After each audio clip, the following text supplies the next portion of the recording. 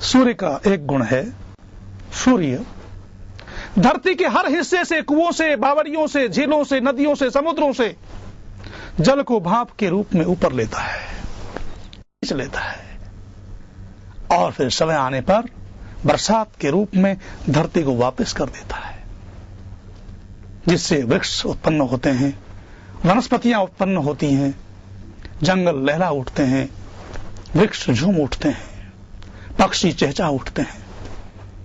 सूर्य के गुण को, इस गुण को धारण करने का मतलब है मनुष्य भी समाज से धन कमाए, समाज से अन्यान्य स्रोतों से धन का संग्रह करे, परंतु उस कमाए हुए धन को समाज के कल्याण के लिए, राष्ट्र के उत्थान के लिए लगा देवे, केवल अपने लिए ही प्रयोग न करे।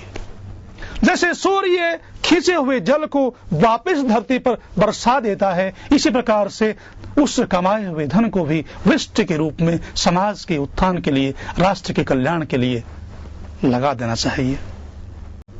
सूर्य की किरणें अपवित्रता का नाश करती हैं।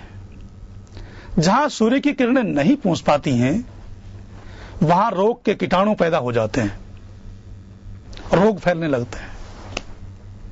सूर्य की किरणें उन रोग के कीटाणुओं का नाश करती हैं, अपवित्रता का नाश करती हैं।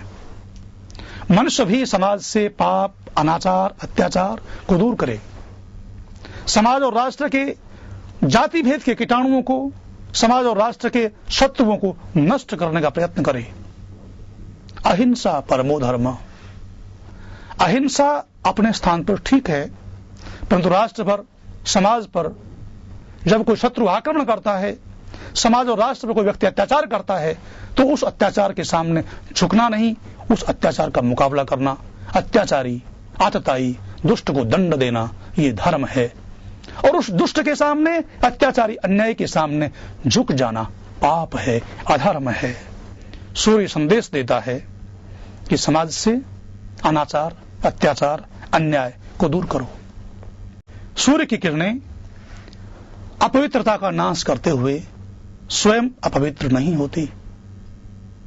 मनुष्य भी समाज से बुराइयों को दूर करे, परंतु स्वयं उन बुराइयों में फंसे नहीं।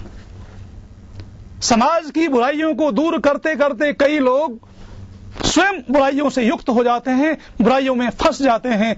सूर्य से प्रेरणा लेते हुए मनुष्य बुराइयों को दूर तो करे, पर उन बुराइयों में स्वयं न फंस जाए। इन सूर्य के गुणों को धारण करने का मतलब है सूर्य के गुणों का अनुसरण करना, आकाश के सूर्य का अनुसरण करना।